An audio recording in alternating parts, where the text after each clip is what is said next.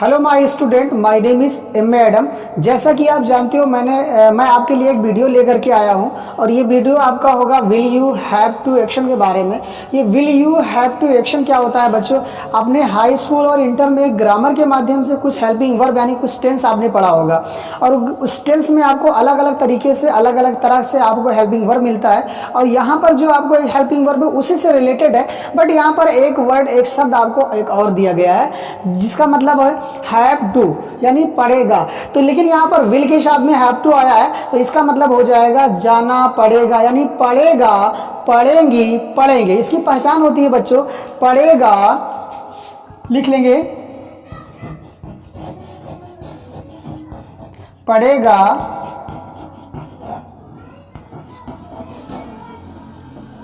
पढ़ेगी, पढ़ेंगे। ये आपका पहचान हो गया बच्चों। देखिए सबसे पहले इंग्लिश बोलने के लिए पहचान बहुत ज़रूरी है। इंग्लिश बोलने के लिए पहचान ज़रूरी है।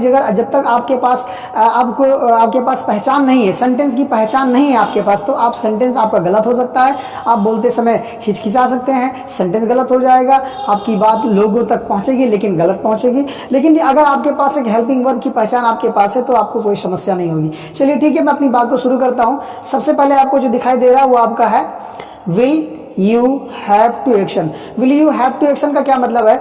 जब भी कोई हेल्पिंग वर्ब सबसे पहले लिखा होता है उसकी हिंदी हम लोग क्या मानते हैं, और उसके बाद यू आपका सब्जेक्ट हो गया लिखा है और हैव टू जो भी है ये भी आपका हेल्पिंग वर्ब। उसके बाद जो दिया गया है बच्चों वो दिया गया है एक्शन। एक्शन का मतलब होता है मैन वर्ब। ये आपका है मैन वर्ब, ये आपका मैन वर्ब है, ये आपका सब्जेक्ट है और ये आपका जो है वर्ब हो गया। तो देखेंगे जब आपको मैन वर्ब दिखाई दे रहा है, जैसे आपने ग्रामर में पढ़ा होगा कि मुख्य क्रिया, वैसे आपको लैंग्वेज की भाषा में, लैंग्वेज में इसको हम लोग बोलते हैं एक्शन। एक्शन जो आपका काम होता है, मेरा काम यहाँ पर क्या है? पढ़ाना, आपको बताना। तो यहाँ पर एक्शन हमारा जो है वो टीचिंग को कहलाएगा। ठीक है, तो ठीक है, एक सेंटेंस हम बोलते हैं, आपको बोलना होगा क्या आपको जाना पड़ेगा? Will you have to go? Will you have to go आप लिख सकते हो बच्चे, क्या आपको जाना पड़ेगा? Will you have to go? क्या आपको जाना पड़ेगा? ये आपका जो सेंटेंस है वो इंट्रोगेटिव सेंटेंस है। अब हम आपको नेगेटिव सेंटेंस बताने जा रहे हैं। नेगेटिव सेंटेंस कैसा होगा? मुझे नहीं जाना पड़ेगा। I will not have to go. I will not have to go. इसका एक सेंटेंस जो होगा वो हमारा होगा अफर्मेटिव। अफर्मेटिव, मुझे जाना पड़ेगा, I will have to go. मुझे बोलना पड़ेगा, I will have to speak. क्या बोलेंगे बच्चों? I will have to speak. तो एक सेंटेंस हम देख लेते हैं, फिर से अगला सेंटेंस बना लेते हैं। आप लोग लिखेंगे क्या रीता को इंग्लिश सीखना पड़ेगा? Have right everyone? क्या रीता को इंग्लिश सीखना पड़ेगा? Will Rita have to, will Rita have to learn speak English? Will Rita have to learn speak English? तो रीता को इंग्लिश नहीं सीखना पड़ेगा। Rita will not have to learn speak English. क्या बोलेंगे? Rita will not have to learn speak English. Rita को इंग्लिश नहीं सीखना पड़ेगा। Rita will not have to learn speak English, ऐसे बोलेंगे। ठीक है ना?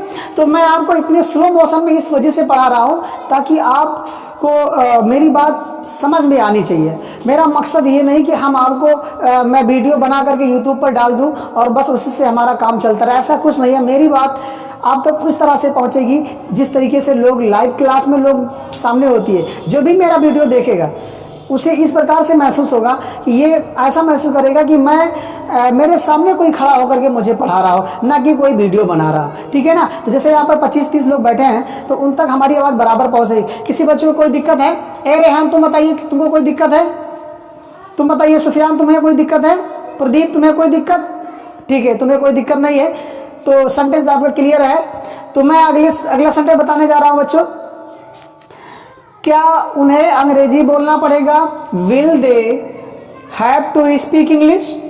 एक बार बोलेंगे, will they have to speak English? उन्हें इंग्लिश नहीं सीखना पड़ेगा। Will they not have to speak English? उन्हें इंग्लिश सीखना पड़ेगा, they will have to speak English. तो यानी आपको ये सेंटेंस समझ में आ गई। इसी तरह से आपको सभी पर सेंटेंस बनाना होगा।